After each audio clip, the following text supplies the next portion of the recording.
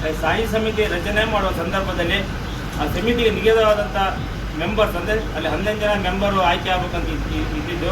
11 ಜನಕ್ಕೂ ಜಾಸ್ತಿ ಜನ ಅರ್ಜಿ ಹಾಕಿದ್ದೇ ಆದಲ್ಲಿ ಕಾಯ್ದೆ ಅನ್ವಯ ಚುನಾವಣೆ ಆಗಬೇಕು. ಅದು ಕಾಯ್ದೆ, ಗುಪ್ತ ಮತದಾನ ಆಗಬೇಕು ಅನ್ನೋದು ಸರ್ಕಾರ ಮಾಡಿರುವಂಥ ಆ್ಯಕ್ಟು. ಅದು ಯಾವಾಗ ನಗರಸಭೆ BJP ಸದಸ್ಯರಿಗೆ ಗೊತ್ತಾಯಿತು, ನಾವು ಆ ಚುನಾವಣೆ ಸೋಲ್ತೀವಿ ಅಂತ ಗೊತ್ತಾಗದೇ ಇದ್ದಂಗೆ ಅವರು ನಮ್ಮ ಪೌರಾಯುಕ್ತರಾದ ನಾಗಪ್ಪನವರು ಅರ್ಜಿ ಜಾಸ್ತಿ ಬಂದಿರೋಕ್ಕೋಸ್ಕರ 11 ಜನಕ್ಕೂ ಜಾಸ್ತಿ ಜನ ಸದಸ್ಯರು ಅರ್ಜಿ ಹಾಕಿರೋಕ್ಕೋಸ್ಕರ ನಾನು ಕಾನೂನು ಪ್ರಕಾರ ಚುನಾವಣೆ ಮಾಡ್ತೀನಿ ಅಧ್ಯಕ್ಷರೇ, ದಯವಿಟ್ಟು ಸಹಕರಿಸಿ ಅಂತ ಅಧ್ಯಕ್ಷರಿಗೆ ಮಾಹಿತಿ ಕೊಟ್ಟರು ಸಹ ಅಧ್ಯಕ್ಷರು ಅದನ್ನು ಪರಿಗಣನೆಗೆ ತೆಗೆದುಕೊಳ್ತೇನೆ BJP ಸದಸ್ಯರು ಕೊಟ್ಟಂಥ ಒಂದು ಪಟ್ಟಿಯನ್ನು ಒಪ್ಪಲಾಗಿದೆ ಅಂತ ಘೋಷಣೆ ಮಾಡಿ ಸಭೆಯಿಂದ ನಿರ್ಗಮಿಸಿದರು. ಇದು ಆಡಳಿತ ವಿರೋಧಿ ಅವರ ನಡೆ.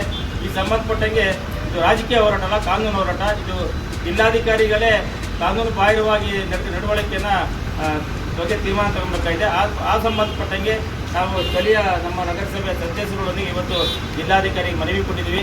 ಜಿಲ್ಲಾಧಿಕಾರಿಗಳು ಸಹ ಈ ಸಂಬಂಧಪಟ್ಟಂಗೆ ನಾವು ನಗರಸಭೆಯ ಪೌರಾಯುಕ್ತರ ಹತ್ರ ಮಾಹಿತಿ ತಗೊಂತೀನಿ, ದಾಖಲೆಗಳನ್ನ ಕಲೆಕ್ಟ್ ಮಾಡ್ತೀನಿ, ಆನಂತರ ಅಸಿಸ್ಟೆಂಟ್ ಕಮಿಷನರ್ ಮೂಲಕ ಅದು ಇತ್ಯರ್ಥಪಡಿಸ್ತೀನಿ ಅಂತ ಹೇಳಿದ್ದಾರೆ.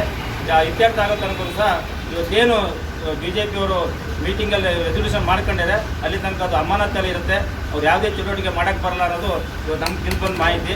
ಈ ನಮ್ಮ ಹೋರಾಟಕ್ಕೆ ನಮ್ಮ ಶಾಸಕರು ಸಹ ನಮ್ಮ ಸಹಕಾರ ಇದ್ದಾರೆ.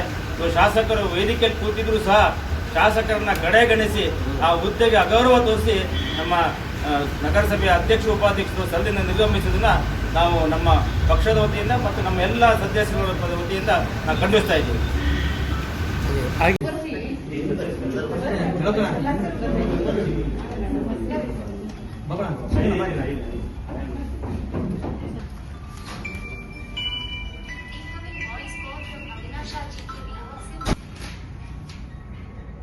ನಮ್ಮ PDD ಇವರು ಇರ್ತಾರೆ, ತಿಳಿಸ್ಕೊಟ್ಟು ಮಾಡ್ತಾರೆ, ಅವ್ರು ಮಾಡ್ತಾರೆ.